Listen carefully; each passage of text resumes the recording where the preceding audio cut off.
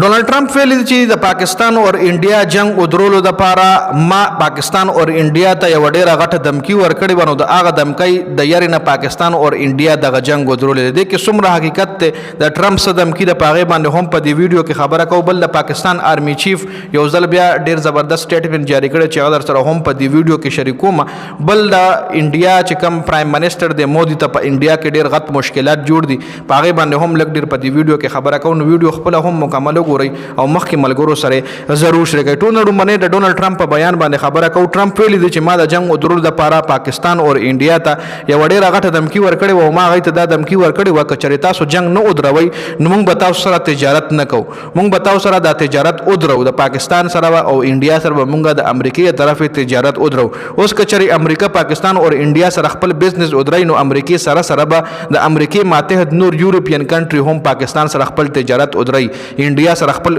تجارت ودرای نو ډونالد ټرمپ وی چې د یاري په وجه باندې مودي ماته وی چې موږ هم غواړو چې جنگ ودرېږي او ته زموږ د سیز فایر اعلان وکړه ته زموږ د جنگ بندۍ اعلان وکړه نو دا ټرمپ باقاعده افیشلی سټیټمنټ جاری کړی دی ټرمپ په دې بیان کې دا هم ویلي دی چې ماته د کشمیر مسلې حل کولو لپاره هم وینا شوې ده چې زموږ د پاکستان او انډیا د کشمیر د مسله حل کړي خو بل طرف لا د پاکستان حکومت دا بیان جاری کړی دی پاکستان وی چې د کشمیر مسله به د کشمیر عوام په خپل حل کوي د کشمیر عوام به فیصله کوي چې د کشمیر عوام خپل آزاد اوسېږي کنه هغه انډیا سره جون کوي انډیا سره یو ځای کېږي او کنه هغه پاکستان سره یو ځای کېږي دا د کشمیر د عوامو خپل فیصله ده د کې نه د انډیا کار شته نه پکې د پاکستان کار شته بل انډیا عوام چې کوم دي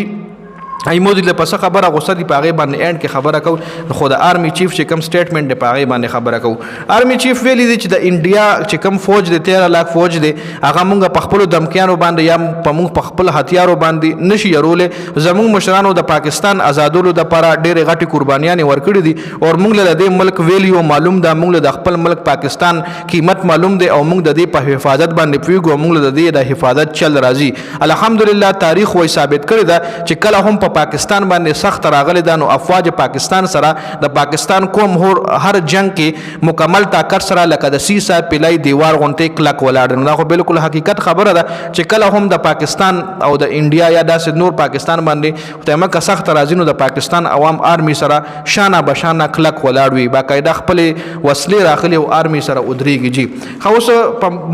مودي سره انډیا کې چې کوم حالات روان دي د انډیا کې خود مودي خلاف یو د ناره هم مشوره شوې ده چې نام ہے نریندر اور کام ہے سرینڈر مطلب انډیا عوام چې کوم دي تقریبا 50-60% ټوټلی د مودي خلاف شوی دي ځکه ای په دې وجه غوسه دي